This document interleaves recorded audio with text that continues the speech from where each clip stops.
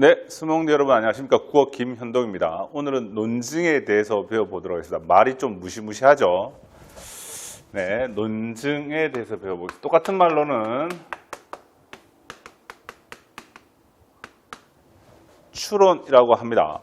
별게 아닌데 이게 제가 기출을 쭉 분석해 보니까 홀수 년도마다 나옵니다. 2013년, 15년, 17년, 19년 그리고 마침 올해가 21년이죠. 21년 수능이죠.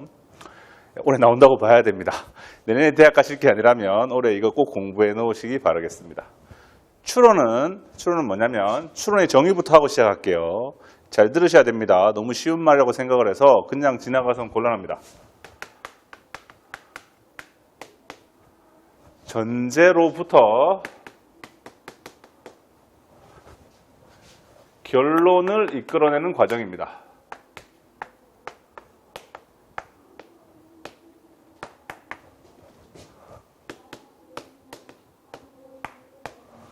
전제로부터 결론을 이끌어내는 과정입니다. 자, 보시겠습니까? 지금 논중에 어떤 것들이 있느냐?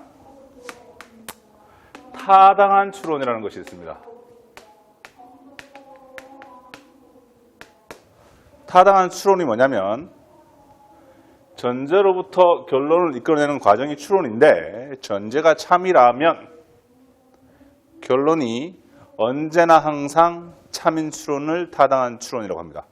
뭐라고 했죠? 전제가 참이라면 이 말 속에 이미 전제가 참인지 아닌지 애매하다 혹은 모르겠다 혹은 상관없다라는 말이 숨겨져 있는 겁니다. 무슨 말씀인지 아시겠나요? 전제가 참이라서 타당한 게 아니고 전제가 참인지 거짓인지 모르겠지만 전제가 참이라고 가정한다면 결론이 언제나 항상 참인 겁니다. 예시를 한번 들어볼까요? 자,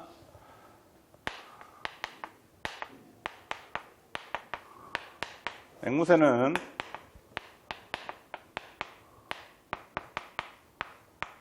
파충류다. 제 이름 쓸게요 그냥. 김현동은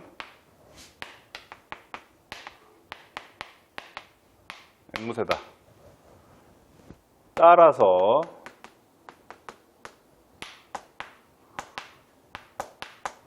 김현동은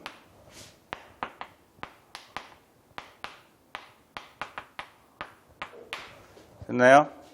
예, 요게 전제입니다. 이게 결론이고요. 틀린 말이죠. 앵무새는 파충류가 아닙니다. 물론 저도 앵무새가 아닙니다. 따라서 당연히 저는 파충류가 아니죠. 다 거짓말이에요. 근데 이게 바로 타당한 추론이에요. 무슨 말인지 아시겠어요? 앵무새가 파충류인지 아닌지 모르겠지만 만약에 앵무새가 파충류라고 가정하면 그리고 제가 앵무새라고 가정한다면 제가 파충류가 아니게 될 방법이 없습니다. 따라서 타당하다는 말은 전제로부터 결론을 이끌어내는 요 과정, 요게 타당하다는 겁니다. 무슨 말씀인지 아시겠죠? 그럼 타당하지 않은 추론은 자동적으로 나옵니다. 전제가 참이라고 하더라도 결론이 언제나 항상 참이 아닌 그런 경우, 참일 수도 있지만 참이 되지 않을 가능성도 있는 경우, 그게 바로 타당하지 않은 추론입니다. 눈치채셨나요? 눈치채셨어요? 네. 국어 시험이 다 이렇게 이루어져 있죠. 국어 시험이 묻는 게 뭡니까? 제시문 주고 일치하는지 찾으라고 하죠. 제시문을 읽고 이것과 일치하는 것을 찾으라는 겁니다. 무슨 말이냐? 제시문에 나오는 내용이 전제예요, 전제. 무슨 말이냐? 이게 참인지 거짓인지 모르겠지만 국어 시험 제시문에 나오는 말이 만약에 참이라고 하면 반드시 참이 되는 선택지를 고르는 것. 그게 국어 시험이에요. 국어 시험 전체 45문제 전체가 바로 이 타당한 추론을 하고 있는 겁니다. 아시겠죠? 그러니까 국어 시험에서 이 타당한 추론이 시험에 출제될 수밖에 없는 거죠. 이게 국어 시험의 본질이니까요. 아시겠죠? 네, 이어서 한번 가보겠습니다. 오늘은 그 말도 많고 탈도 많은 가능세계 제시문을 할 텐데요. 가능세계 다루기 전에 타당한 추론 한 번 더 보고 가겠습니다. 우리 교재 102쪽입니다. 102쪽. 예.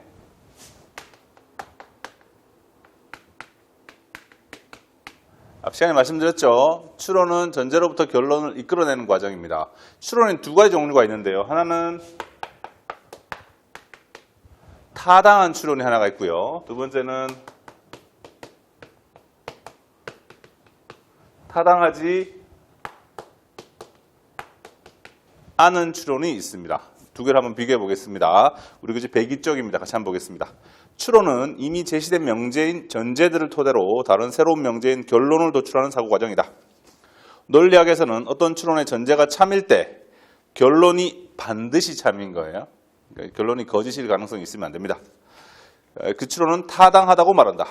잘 보세요. 잘 보세요. 서울은 강원도에 있다. 이런 문장을 봤을 때 이게 참인지 거짓인지 따지면 논증을 모르는 거예요. 논증은 뭐냐면 서울은 강원도에 있다 이런 말이 나오면 그래 그게 참이라고 가정하자. 그러면 그 전제에서 출발해서 내린 결론이 과연 참일까를 따지는 거라고요. 서울은 강원도에 있다. 따라서 당신이 서울에 간다면 강원도에 간 것이다. 라는 추론은 전제가 참이라고 할 때 결론이 거짓이 되는 경우는 0입니다. 그거는 가능하지 않아요. 결론이 거짓이 되는 건. 이 말을 잘 기억해 두세요. 이따 가능세계 제시문을 다룰 때 가능하지 않아요 라는 말이 특별한 의미를 지니게 됩니다. 다시 읽을게요. 서울은 강원도에 있다. 따라서 당신이 서울에 가면 강원도에 간 것이다. 라는 추론은 전제가 참이라고 할 때 결론이 거짓이 되는 경우는 전혀 생각할 수 없다. 따라서 타당하답니다. 전제가 참이라면 결론이 언제나 항상 참인 추론이 타당한 추론입니다. 두 번째, 반면에 비가 오면 길이 젖는다. 길이 젖어 있다. 따라서 비가 왔다. 라는 추론은 전제들이 참이라고 해도 결론이 반드시 참이 되진 않아. 그러니까 무슨 말이냐면 비가 왔을 수도 있고 안 왔을 수도 있어요. 이 말도 잘 기억해 놓으세요. 비가 왔을 가능성도 있고 비가 오지 않았을 가능성도 있어. 무슨 말씀인지 아시겠죠? 그러니까 반드시 참이 되는 건 아니란 말입니다. 예, 추론은 전제들이 참이라고 해도 결론이 반드시 참이 되지는 않으므로 타당하지 않은 추론이다. 보세요. 자, 두 번째 단락에서 추론이 타당한지 여부와 참인지 여부를 구분하고 있습니다. 추론 1은 전제에는 실제에서는 물론 거짓이다. 타당하더라도 거짓일 수 있다는 말이에요. 그러나 혹시 행정구역이 개편되어 서울이 강원도에 속하게 되었다고 가정한다면 추론 1의 결론은 참일 수밖에 없다. 반면에 추론 2는 결론이 실제로는 참일 수 있다. 하지만 다른 이유로 길이 젖는 경우를 얼마든지 상상할 수 있기 때문입니다. 추론 2와 같은 추론은 비록 타당하진 않지만 결론이 참일 가능성이 꽤 높습니다. 그런 추론을 뭐라고 부르냐면 개연성이 높다고 합니다. 보세요. 타당한 추론은 거짓일 수도 있어요. 따라서 타당하다, 타당하지 않다와 거짓이냐 참이냐는 구분되는 문제입니다. 거짓일 수도 있어요. 하지만 실제로는 거짓일 수 있지만 전제가 참이라면 거짓이 될 가능성이 없는 거예요. 타당하지 않은 추론은요. 참일 수도 있어요. 실제로는 참일지는 몰라도 언제나 항상 타당하지는 않은 거예요. 두 번째 단락 중간 부분 다시 가보겠습니다. 자, 추론 2는 결론이 실제로 참일 수는 있지만 반드시 참이 되는 것은 아니다. 무슨 말씀 이해되시죠? 계속 가보겠습니다. 다른 이유로 길이 젖는 경우를 얼마든지 상상할 수 있기 때문이다. 추론 2와 같은 추론은 비록 타당하진 않지만 결론이 참일 가능성이 꽤 높다. 이런 거 왜 하느냐? 이런 거 왜 하느냐? 개연성이 높기 때문에.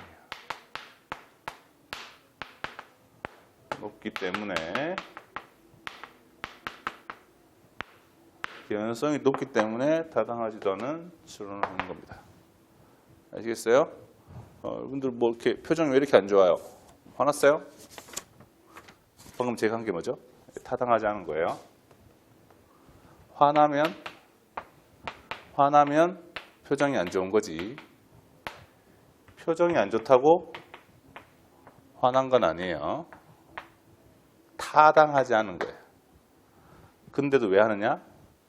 개연성이 높기 때문이죠. 아무 이유 없이 표정이 안 좋으면 화가 났겠지라고 추론하는 거예요. 타당하지도 않은 짓을 하는 거예요. 무슨 말씀인지 아시겠죠? 하지만 앞 시간 했던 거 보세요. 저는 파충류도 아니고 앵무새가 파충류도 아니에요. 저는 앵무새도 아니에요. 하지만 말도 안 되는 그 세 개의 문장을 엮어가지고 타당한 추론을 했어요. 이거 왜 하는 거예요? 마지막 단락에 있습니다. 그런데 추론 1은 타당은 하지만 참은 아니에요. 근데 이거 왜 하느냐?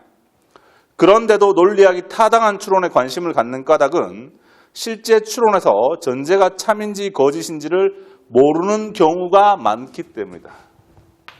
전제가 참인지 거짓인지 모르기 때문이다.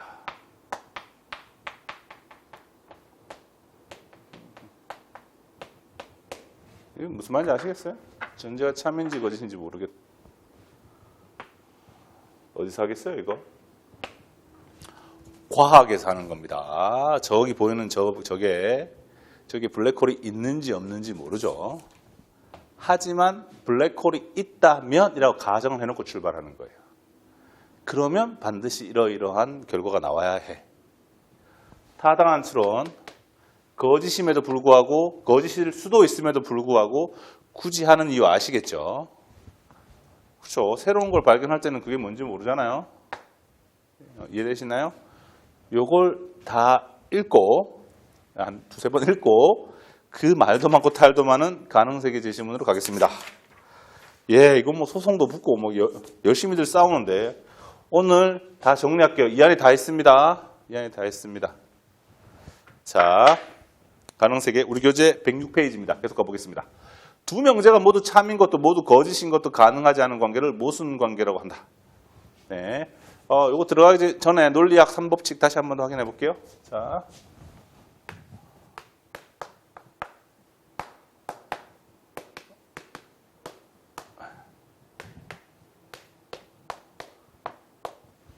P는 P입니다.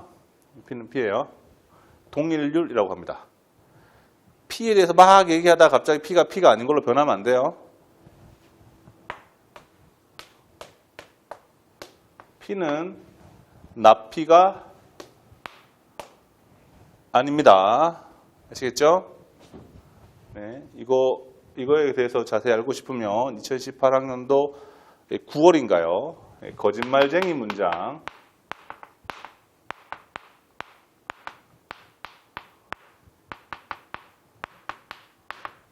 에 대해서 나왔던 LP 제시문 다시 한번 참고해 보시면 되겠습니다. 세 번째, 배중률이라고 하는 건데요. P는 Q이거나 또는 P는 P가 아니어야 됩니다. P가 Q인지 not Q인지는 몰라도 상관없어요. 무슨 말이냐면 이 방의 온도가 지금 25도인지 아닌지는 몰라도 상관없지만 이렇게 말하는 건 가능하다는 거죠. 이 방의 온도는 25도이거나 반드시 25도가 아니거나 둘 중에 하나여야 됩니다. 이 두 개를 제외한 다른 제3의 판단은 불가능하다는 거예요. 이거 배중률이라고 부릅니다. 이거에 대한 예외는 수능 여러 번 나왔죠. 양자역학 제시문을 참고해 보시면 되겠습니다. 여기도 있고요. 2012년도에도 있습니다. 양자역학 제시문을 한번 확인해 보시기 바라겠습니다. 자, 요거 참고. 메모 해놓으세요. 필기하세요, 필기. 왜냐면 지울 거니까. 필기하세요, 필기하세요. 네, 필기 다 하셨나요? 지울게요. 그리고 가능세계 들어가겠습니다. 필기하셔야 됩니다. 필기하셔야 됩니다. 자, 가능세계 제시문 한번 다뤄보겠습니다. 두 명제가 모두 참인 것도 모두 거짓인 것도 가능하지 않은 관계를 모순관계라고 한다. 예를 들어 임의의 명제 P라고 하면 P와 나P는 모순관계이다. P와 나P가 모두 참인 것은 가능하지 않다는 법칙을 무모순율이라고 한다. 아까 적어드렸던 논리학 3법칙 중 1, 2, 3 중 어느 거예요? 두 번째 거죠. 훌륭합니다. 잘 맞추셨어요. 그런데 다보탑은 경주에 있다와 다보탑은 개성에 있을 수도 있었다는 모순관계가 아니다. 자, 이렇게 말하면 쉽습니다. 이 방의 온도는 25도이다. C가 있어야 되나요? 또 이 방의 온도는 25도가 아니다. 요거 두 개는 무슨 관계예요? 맞죠? 이 방의 온도가 25도이면 동시에 25도가 아닐 수는 없으니까요. 근데 이건 무슨 관계인지 한번 보세요. 이 방의 온도는 25도이다와 35도이다.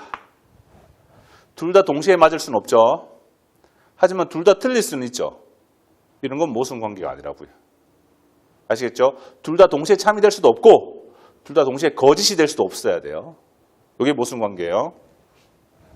자, 그래서 제시문에서 두 개의 문장을 줬어요. 하나는 다보탑은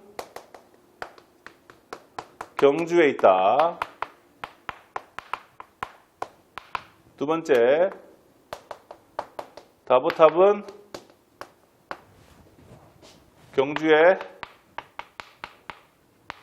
없다. 이러면 어떻게 됩니까? 모순 관계죠. 있거나 없어야 됩니다. 있으면서 동시에 없을 수도 없고요. 있지도 않고 없지도 않을 수는 없어요. 둘 다 참이 될 수도 둘 다 거짓이 될 수 없기 때문에 이럴 때는 모순 관계입니다. 근데 문제는 제시문에 이렇게 나왔나요? 그렇지 않죠. 꼼꼼하게 읽어야 됩니다. 꼼꼼하게 읽어야 된다는 말을 제가 절대 안 하는데 국어에서 논증 파트에 있어서만큼은 꼼꼼을 넘어서서 쪼잔하게 읽어야 됩니다. 니은 파트에서 니은 문장에서 뭐라고 말하고 있냐면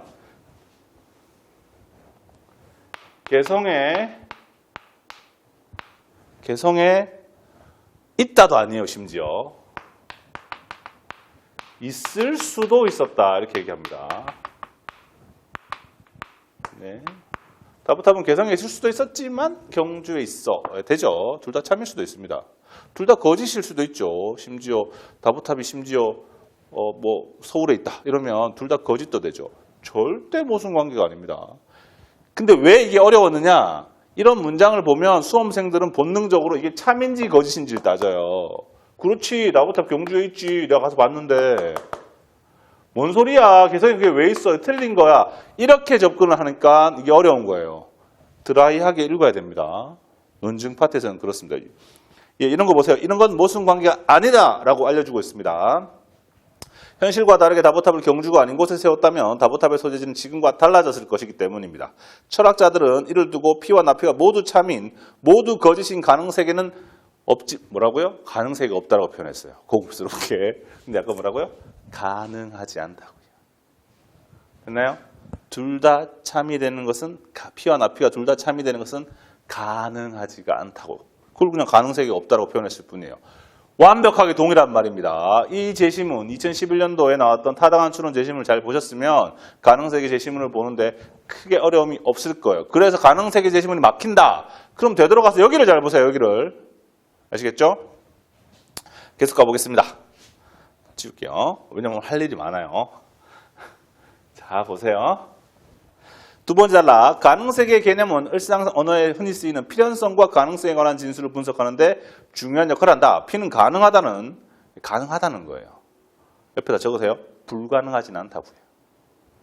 P가 적어도 하나의 가능세계에서 성립한다는 뜻이며 P는 필연적이다는 P가 모든 가능세계에서 성립한다. 모든 가능세계에서 성립하는 거, 반드시 성립해야만 하는 거, 성립하지 않는 게 불가능한 거, 세 개 이미 말씀드렸습니다. 원력 3법칙. 이 세 개는 성립 안 하면 안 돼요. 아시겠죠? 이 세 개는 모든, 우리가 상상할 수 있는 모든 가능세계에서 다 성립하는 거예요. 네, 만약에 Q이면 Q이다. 많이 봤죠? 뭡니까? 세 개 중에 1번 동일률입니다. Q이면 Q이다를 비롯한 필연적인 명제들은 모든 가능세계에 성립한다. 성립하지 않는 가능세계는 단 하나도 없다.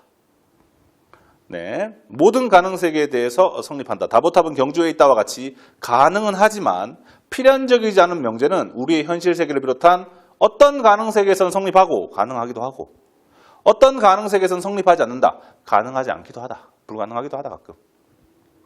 세 번째 단락입니다. 가능세계를 통한 담론은 우리의 일상적인 몇몇 표현들을 보다 잘 이해하는 데 도움이 된다. 다음 상황을 생각해보자. 나는 현실에서 아침 8시에 출발하는 기차를 놓쳤고 지각을 했으며 현실입니다. 기차를 놓쳤어요. 그래서 지각을 했어요. 이게 가능하다고 할 때 보세요.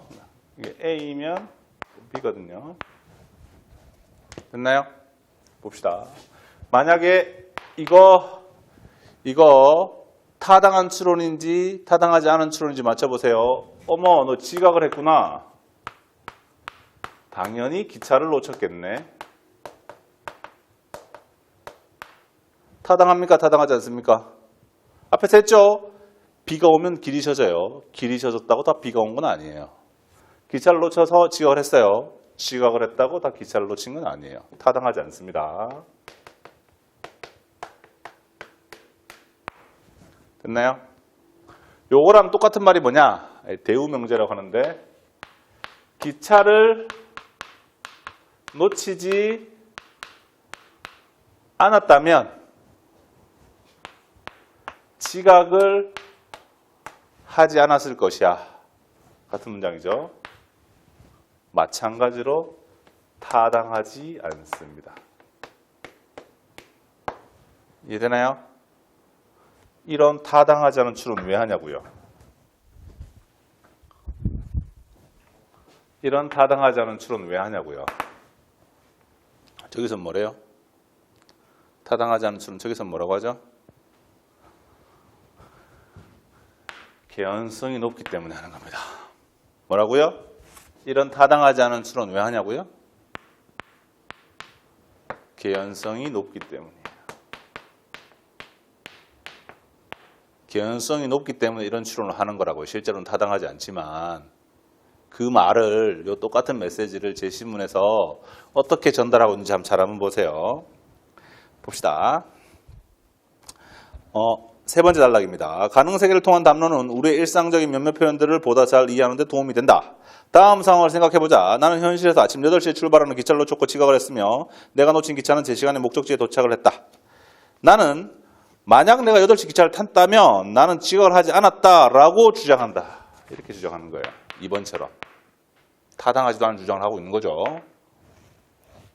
그런데 전통 논리학에서는 만약 A면 B다라는 형식의 명제는 A가 거짓인 경우에는 여기 A가 거짓인 경우죠. A가 거짓인 경우에는 B의 참 거짓에 상관없이 참이라고 규정한다. 즉 A가 일단 거짓이 된 이상 B의 참 거짓은 관심이 없다는 거예요.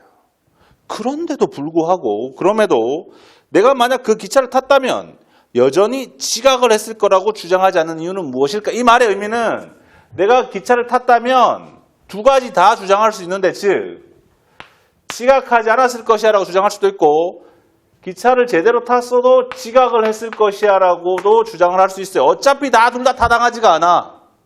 어차피 타당하지 않은 짓인데 왜 두 번째 건 주장 안 하고 첫 번째 것만 주장하냐고요. 왜? 이게 더 그럴듯하니까. 이해되시나요? 그거를 평가는 어떻게 말하고 있냐. 내가 그 기차를 탄 가능세계들을 생각해보면 그 이유를 알 수 있다. 그 가능세계 중 어떤 세계에서 나는 여전히 지각을 한다. 가령 내가 탄 그 기차 고장으로 선로에 멈춰 운행이 오랫동안 지연된 세계가 그러한 얘기다. 하지만 내가 기차를 탄 세계들 중에서 내가 탄 기차를 타고 별다른 이변 없이 제 시간에 도착한 세계가 그렇지 않은 세계보다 우리 현실 세계와 유사성이 더 높다. 현실과 더 비슷하다. 더 그럴듯하다. 더 개연성이 높으니까 이런 거 한다고요. 단순하죠. 저기 다 있죠. 2011년 6월에 다 있습니다. A가 참인 가능세계들 중에서 비교할 때 B도 참인 가능세계가 B가 거짓인 가능세계보다 현실 세계와 더 유사하다면 현실 세계에 나는 A가 실현되지 않은 경우에 A라면 나 B가 아닌 B라고 말하는 거예요. 됐나요? 자, 이러면서 다시 한 번 더 마지막으로 네 가지 속성을 정리해주고 있습니다. 여기서 적을까요? 네, 첫 번째, 가능세계는 다음 네 가지 성질이다. 첫째, 일관성. 일관성이 뭔지 한번 잘 읽어보세요. 일관성 뭐죠? 일관성 봅시다. 가능세계는 명칭 그대로 가능한 세계이므로 어떤 것이 가능하지 않다면 그것이 성립하는 가능세계는 없다. 이게 무슨 말이죠? P는 나P인 것은 성립하지 않는다라는 말이에요. 됐나요? 둘째, 가능세계의 포괄성이다. 포괄성 보세요. 이것은 어떤 것이 가능하다면 그것이 성립하는 가능세계는 존재한다. 가능하다면 가능하다고. 됐나요? 셋째, 가능색의 완결성이다. 잘 안 보일 테니까 옆에다 적을게요. 세 번째, 가능색의 완결성. 어느 세계에서 임의의 명제 P에 대해 P이거나 나P이다라는 배중률. P는 Q이거나 또는 P는 이 말을 아까 필기했던 그거랑 똑같은 거죠. 순서만 바뀌었네요. 아까는 동일률, 무모순율, 배중률 순서대로 나왔다면 이번에는 무모순율, 동일률, 배중률 순서대로 살짝 순서를 꼬아놨을 뿐이네요. 네, 이거밖에 없습니다. 반드시 어떠한 주장을 하든 어떠한 추론을 하든 어떠한 글쓰기를 하든 반드시 우리가 지켜야 되는 법칙은 요거 세 개밖에 없습니다. 웃기죠? 인류 역사상 얼마나 많은 천재가 있습니까? 아리스토텔레스도 있고 아인슈타인도 있고 뉴턴도 있고 정말 많은 애들 있지만 걔들이라고 하면 좀 그런가요? 그분들 다 요건 지켜서 얘기합니다. 네 번째는 뭔가요? 몰라요. 나도. 세 개만 잘하세요. 이게 어렵다고요? 아니요. 제가 볼 때 이건 수학으로 치면 중학교 1학년 수준인 것 같아요. P의 요집합은 P다. 그렇죠? Q와 not Q의 교집합은 공집합이다. Q와 not Q의 합집합은 전체 집합이다. 중학교 1학년 수준의 논리력이에요. 이거를 말로 해놓으니까 어려운 거예요. 투덜대지 말고 이런 쉬운 내용을 이렇게 폼나게 글로도 쓰는구나 감탄하시면 됩니다. 저도 감탄하고 있어요. 평가에 정말 글 잘 쓰죠. 넷째, 가능세계의 독립성. 이건 별명 없는데요. 한 가능세계는 모든 시간과 공간을 포함해야 하며 연속된 시간과 공간이 포함된 존재들은 모두 동일한 하나의 세계에만 속한다. 한 가능세계 W1의 시간과 공간이 다른 가능세계 W2의 시간과 공간을 이어줄 수는 없다. W1과 2는 서로 시간 공간이 전혀 다른 세계이다. 1번 문제부터 볼까요? 배중률은 모든 가능세계에 대해 성립한다. 1번에 1번. 그렇죠. 이 세계는 모든 가능세계에 성립해야 되는 필연적인 논리 3법칙입니다. 1번 맞습니다. 답 나왔네요. 갑자기 집중력이 확 떨어지는데요. 2번 볼까요? 모든 가능한 명제는 아니죠. 가능한 명제들은 가능하기 때문에 맞기도 하고 틀리기도 한 거예요. 2번을 바꿔야 된다. 모든 필연적인 명제, 이 세 개입니다. 는 현실 세계에서 반드시 성립해야 됩니다. 3번, 필연적인 명제가 성립하지 않는 가능세계는 없습니다. 2번, 3번 같은 선택지네요. 4번, 무모순율에 의하면 P와 나P가 모두 참인 것은 불가능하다. 네. 당연한 거 아닙니까? 이게 일관성 얘기고요. 5번, 전통 논리학에 따르면 A면 B다는 참거짓은 A가 거짓이라면 B의 참거짓에 상관없이 결정됩니다. 2번 문제 빠르게 해결하겠습니다. 기억과 니은에 대한 이해로 가장 적절한 것은 기억이 뭐더라? 잠깐만요. 기억이 뭐더라? 다보탑은 경주에 있다. 가 성립하지 않는 가능성이 당연히 존재합니다. 무슨 말씀인지 아시겠죠? 그게 무슨 필연적인 명제입니까? 다보탑이 경주에 있는 게. 다보탑이 경주에 있는 게 이런 거예요? 아니죠. 그건 틀릴 수도 있고 맞을 수도 있는 그냥 가능한 명제일 뿐입니다. 두 번째, 만약 다보탑이 개성에 있다면 이거 보셔야 됩니다. 이거 왜 틀렸냐 애들이 다보탑이 개성이 있다면 다보탑은 개성이 있다. 무슨 소리야? 다보탑은 개성이 없지. 헛소리하고. 그런 거 하지 마세요. 제발 좀. 논중에서는 그런 거 하는 거 아닙니다. 다보탑이 개성에 있다면 다보탑이 개성에 있다. P라면 P다. Q라면 Q다. 동일률을 말하는 겁니다. 필연적인 명제입니다. 논리 법칙입니다. 모든 가능세계에 대해서 다 성립하고요. 이것이 성립하지 않는 가능세계는 단 하나도 없습니다. 따라서 2번 선택지를 이렇게 바꿔서 읽을 수 있습니다. 만약 다보탑이 개성에 있다면 다보탑은 개성에 있다가 성립하는 가능세계 모든 가능세계 중에는 로 바꿔서 읽어야 됩니다. 모든 가능세계 중에는 기억이 거짓인 가능세계는 없다. 1번과 2번 같은 선택지죠. 기억이 거짓일 수 있다라는 게 1번이고요. 기억은 거짓일 수 없다라는 게 2번입니다. 1번과 2번 그 자체로 양립 불가능합니다. 따라서 1번이 맞으면 2번이 틀려야 되고요. 2번이 맞으면 1번이 틀려야 됩니다. 벌써 제가 정답을 2번으로 찍는 과정에 뭐가 들어갔어요? 이 사고방식이 들어가 있어요. 벌써. 다보탑이 개성에 있다는 게 틀릴 수 없다라고 하는 게 2번이고요. 틀릴 수 있다라고 하는 게 1번이에요. 하나는 나피고 다른 하나는 P예요. P와 나피가 동시에 참이 될 수는 없다고요. 이번에 정답을 찾는 과정에 이미 우리는 이 사고방식을 사용하고 있는 거라고요. 아시겠죠? 이게 왜 법칙인지 아시겠죠? 법칙. 3번 니은과 다보탑은 개성이 있지 않다는 모순관계가 아니다. 니은이 뭐냐면 다보탑은 개성이 있을 수도 있다. 그리고 다보탑은 개성이 있지 않다. 예, 모순관계 둘 다 거짓일 수 있습니다. 그렇기 때문에 모순관계가 아니다. 맞습니다. 4번 만약 니은이 거짓이라면 어떠한 가능세계에서도 다보탑이 개성에 있지 않다. 니은이 뭐냐면 다보탑이 개성에 있을 수도 있었대요. 그게 거짓이랍니다. 있는 것이 불가능하다고요. 있어서는 안 되는 거야. 예, 4번이 그 얘기를 하고 있죠. 다보탑이 개성이 있지 않다. 맞습니다. 5번 기억과 니은은 현실 세계 둘 다 참인 것이 가능하다. 당연하죠. 모순관계가 아니니까요. 네, 좋습니다. 3번 문제는 A에 대한 답인데요. 이거 제가 말씀드렸죠. 이거랑 똑같은 말 찾으세요. 왜 이렇게 말을 한다고요? 그게 더 개연성이 높으니까. 그게 더 현실 세계와 비슷하니까. 네, 찾으시면 됩니다. 네, 현실 세계와 3번인가요? 네. 내가 그 기차를 탄 가능 세계들끼리 비교할 때 내가 지각한 가능 세계가 내가 지각을 하지 않은 가능 세계에 비해 현실 세계와 더 유사성이 낮기 때문이다. 네, 좋습니다. 뭐 요게 개연성이 더 높다. 요게 개연성이 더 낮다. 그 얘기입니다. 예.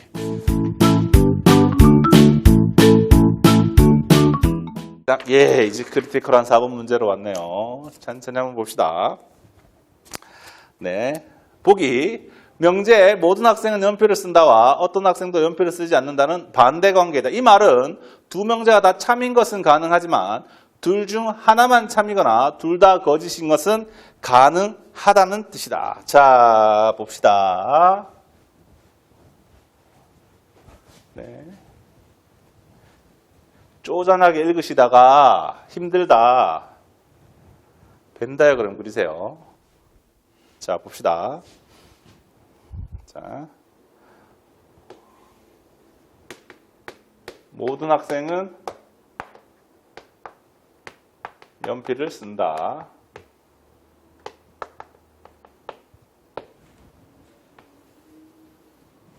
그리고 어떤 학생도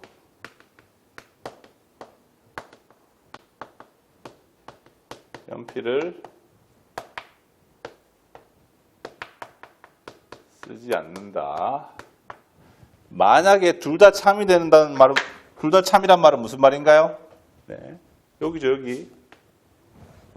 저기가 공집합이 아니란 말이에요. 됐나요? 둘 다 거짓이 될 수 있다는 말은 무슨 말이에요? 여기죠, 여기. 됐나요? 둘 다 거짓이 될 수 있는 상황은 이 상황입니다. 네. 아시겠죠? 모든 학생이 연필을 쓰는 것도 아니고 어떤 학생이 연필을 쓰지 않는 것도 아닌 거. 둘 다 거짓이 된다는 말은 여기가 공집합이 아니란 말입니다. 보기에 나오는 말은 무슨 말이냐? 두 명제 다 참인 것은 가능하지 않대요. 둘 다 해당하는 경우는 없다면 여기가 공집합이란 말이에요. 둘 다 거짓인 것은 가능하다. 여기는 공집합이 아니란 말입니다. 이런 관계를 무슨 관계라고요? 반대 관계. 라고 합니다. 자, 3번 선택지 한번 보겠습니다. 3번. 이게 그 말 많았던 건데요. 잘 보세요. 3번. 가능세계 완결성에 따르면, 완결성이 뭐예요? 완결성이 뭐죠? 완결성? 배중률입니다.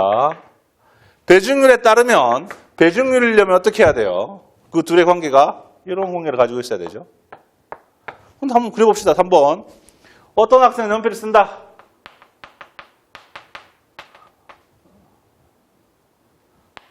한번 선택지입니다. 어떤 학생은 연필을 쓰고 두 번째, 어떤 학생은 연필을 쓰지 않는다.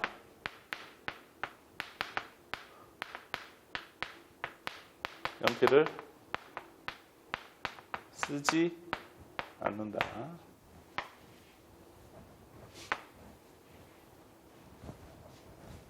자, 보세요. 이걸 하려면 어떻게 해야 됩니까? 이걸 하려면 여기 공집합이어야 돼요. 여기 공집합이어야 돼요. 그래야 배중률 쓸 수 있어요.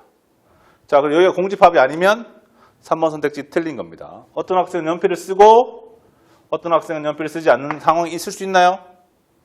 장난합니까? 당연히 되죠.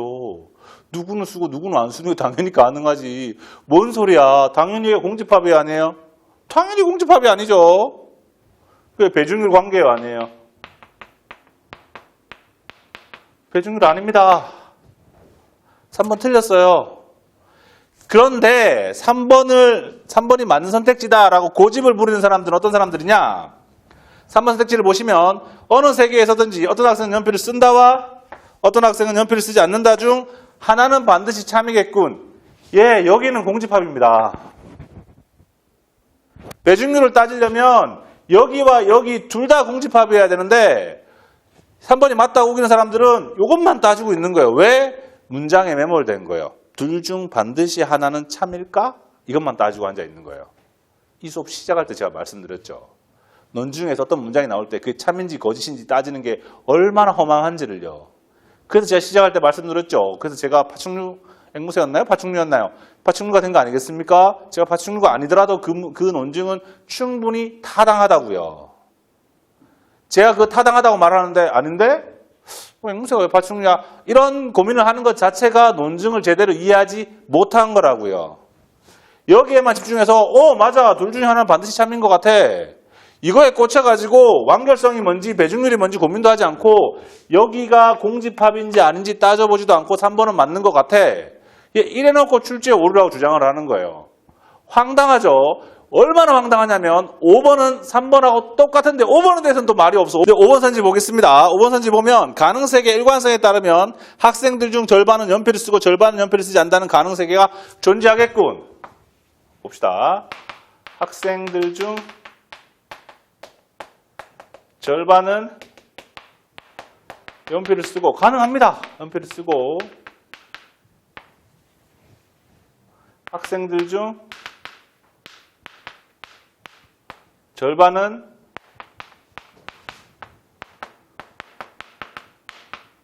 연필을 쓰지 않는다. 이런 가능성이 존재합니까? 여기가 공집합이에요? 공집합인가요? 아닙니다. 가능합니다. 그러면 5번도 참여해야지. 3번이 참이면. 절반은 연필 안 쓰고 절반은 연필 쓰고 절반은 연필 안 쓰는 거 얼마든지 가능은 하죠. 그런데 이게 일관성하고 뭔 상관입니까? 가능해서 가능하다는 말이. 가능해서 가능한 건 뭔데요? 포괄성이죠. 됐나요? 일관성을 쓰려면 불가능한 건 불가능하다라고 말을 해야죠. P가 나P인 건 안 된다라고 그 얘기를 해야죠. 3번을 풀듯이 그대로 말만 읽어가지고 절반 쓰고 절반 안 쓰는 거 가능한가? 가능한데? 5번도 참. 이렇게 주장하는 무지막지한 선생님들은 아무도 없잖아요. 3번과 5번을 똑같은 방식으로 풀고 있기 때문에 둘 다 틀린 건데도 불구하고 3번은 꽂힌 거예요, 거기에. 이게 참인지 거짓인지에. 됐나요? 예. 둘 다 틀렸습니다. 만약 3번과 5번은 똑같은 이유로 틀렸습니다. 선택지 후단부 뭐뭐에 따르면 이후의 것들은 둘 다 참이에요, 실제로. 하지만 그 앞에 나와 있는 논리 법칙과 아무런 관련이 없기 때문에 둘 다 오답인 거예요. 아시겠죠? 네. 어떤 의미에서는 수능 이런 문제를 낼 때는요, 배경지식을 동원해서 문제를 푸는 학생들을 저격하기 위한 거라고도 볼 수 있습니다. 네. 4번 정답 선택지 한번 보고 지나갈게요. 4번 가능성의 포괄성에 따르면 포괄성이 뭐더라? 포괄성 여기 있네. 가능하면 가능하다 나와야 됩니다. 모든 학생은 연필을 쓴다가 참이거나 모든 학생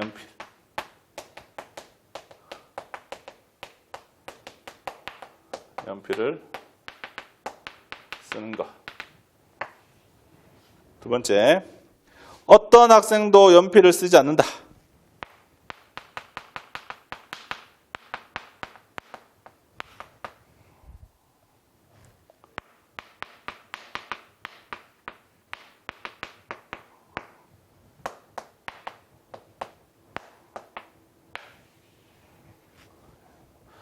가능성의 포괄성에 따르면 모든 학생은 연필을 쓴다가 참이거나 어떤 학생도 연필을 쓰지 않는다가 참인 가능 세계들이 있겠군. 이게 참이거나 이게 참인. 자 보세요. 여기가 모든 학생 연필을 쓰는 거랑 어떤 학생도 연필을 쓰지 않는 거. 여기 공집합이죠. 이렇게 문장을 내면 이게 틀린 선택지. 어떻게? 모든 학생들이 연필을 쓰면서 쓰는 게 참이고 또는 어떤 학생도 연필을 쓰지 않는 것이 참인 그런 가능 세계들이 있겠군. 이러면 이거 틀린 선택지가 되는 거예요. 선택지에 뭐라고 되어 있죠? 모든 학생은 연필을 쓴다가 참이거나 어떤 학생도 연필을 쓰지 않는다가 참인 그런 가능 세계들이 있겠군. 가능하죠. 포괄성이 뭐다? 가능하니까 가능한 거예요.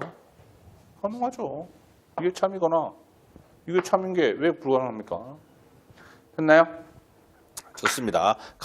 이게 가능하다면 가능한 거고 이게 가능하다면 가능한 겁니다. 만약에 이거 두 개를 동시에 만족하는 가능세계는 존재하지 않기 때문에 모든 학생들이 연필을 쓰면서 동시에 어떤 학생도 연필을 쓰지 않는 가능세계가 존재하겠고 이러면 틀린 게 되는 거예요. 아시겠죠? 네, 출제로 없습니다. 네, 단호하게 말할 수 있습니다. 이거 출제로 시비 거는 학생들은 안 하겠죠. 네, 좀 이거 논리 3법칙 열심히 공부하시기 바라겠습니다. 여기까지 할게요.